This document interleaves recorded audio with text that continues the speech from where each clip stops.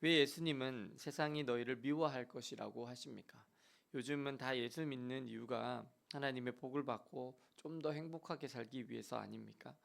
그런데 이런 사람들에게 세상이 너희를 미워할 것이라고 하고 너희가 예수를 믿는 것 때문에 핍박을 받고 환난을 받고 박해를 당할 것이라고 하시면 어떻게 합니까? 오늘 그 이유에 대해서 예수님은 믿는 자들로 하여금 실족하지 않게 하기 위해서라고 말씀하십니다. 실족이라는 것이 무엇입니까?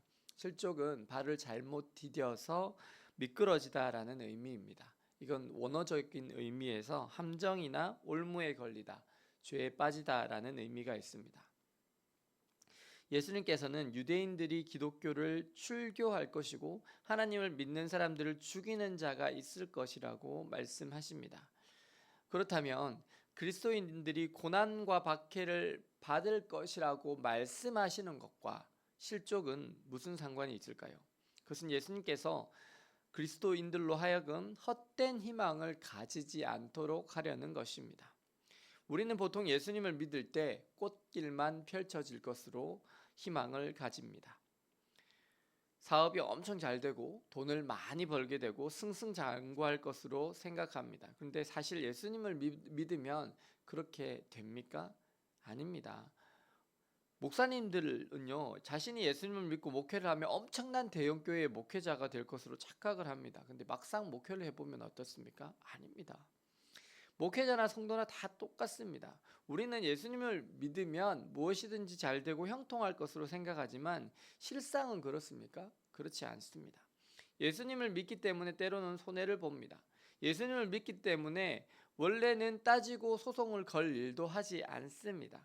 예수님을 믿기 때문에 정말 불의한 일에 저항할 때에도 예수님이 하신 방법으로 저항합니다. 비폭력, 무저항 방식으로 저항합니다. 3.1 운동이 그런 것 아닙니까? 인도의 마하트마 간디가 했던 것이 그런 운동 아닙니까?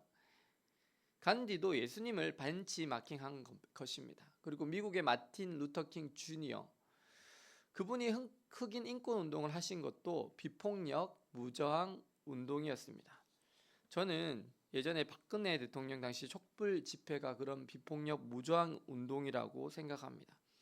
폭력은 어떠한 경우에도 정당화될 수 없습니다. 그런데 지금 누가 폭력을 쓰려고 하는지 아십니까? 왜 폭력을 씁니까? 법대로 원칙대로 하려고 하는데 안 되니까 폭력을 씁니다. 오늘 대제사장과 바리새인 서기관들도 폭력을 사용합니다. 그들은 예수님 뒤에서 선동하였습니다. 대중들을 선동하여서 예수님을 십자가에 못 박으소서라고 선동하였습니다. 빌라도를 압박하였습니다. 왜죠? 그것은 자신들이 정의롭지 못하다는 것을 자신들이 알기 때문입니다. 이 혼란한 전국에서 선동하는 사람들이 있습니다. 안타깝게도 그들 중에 많은 사람들이 목사입니다. 무엇인가 예수님의 시대와 닮아 있지 않습니까? 그들은 다 예수님을 위한다고 말합니다. 자신들이 대제사장이며 서기관이며 바리새인입니다. 성직자들이고 종교계의 지도자들입니다.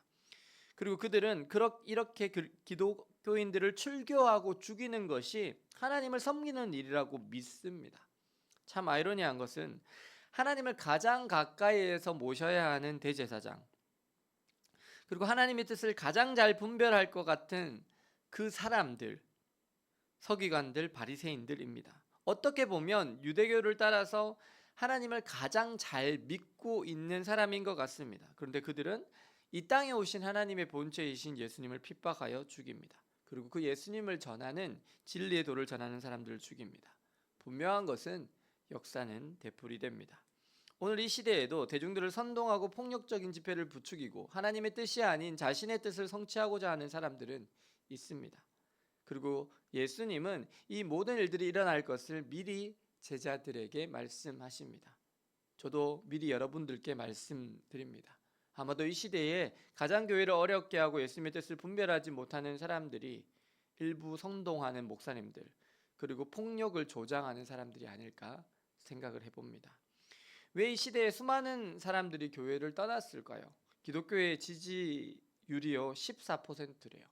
불교가 51%, 가톨릭이 48.6%, 원불교가 16%, 그리고 기독교가 14%랍니다.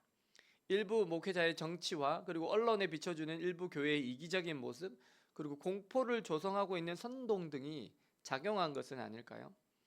오늘 교회는 머리 대신 예수님을 따라가고 있는 것일까요? 아니면 슈퍼스타에서 이제는 정치까지 하려고 하는 일부 독단적인 목회자들을 따라가고 있는 것일까요? 어쩌면 기독교가 작아지는 것은 꼭 필요한 과정일 수도 있습니다. 왜 하나님께서 아수르를 통해서 이스라엘을 멸망시키셨을까요? 왜 하나님께서 바벨론을 통해서 남유다를 멸망시키셨을까요? 과연 우리 시대의 한국 교회는 괜찮은 것일까요?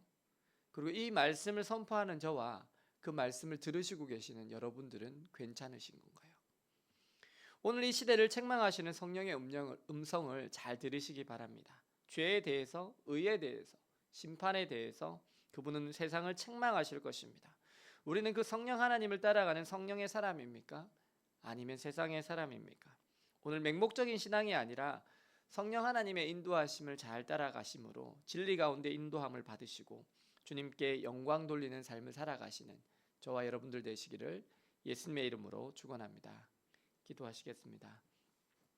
사랑과 은혜의 주님, 오늘 제자들이 실족하지 않기를 원하면서 사람들이 너희를 출교하고 죽이기까지 할 것이라고 말씀하시는 예수님의 마음을 봅니다. 그리고 하나님을 가장 가까이서 모셔야 하는 사람이었지만 하나님의 뜻을 분별하지 못하고 그리스도인들을 출교하고 죽이려 했던 대제사장, 서기관, 바리새인들을 봅니다.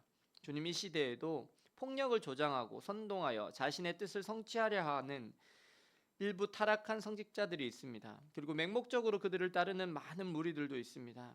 주님, 벼랑 끝에 서 있는 것 같은 교회의 위기 가운데 주님 진리의 성령으로 충만케 하여 주옵소서. 성령께서 오셔서 약속대로 죄에 대해서, 의에 대해서, 심판에 대해서 세상을 책망하시며 저희들을 진리로 인도하여 주옵소서. 그래서 저희들이 성령의 인도하심을 따라 오직 예수 그리스도의 영광을 위하여 살게 하여 주옵소서. 예수 그리스도의 이름으로 기도드립니다. 아멘.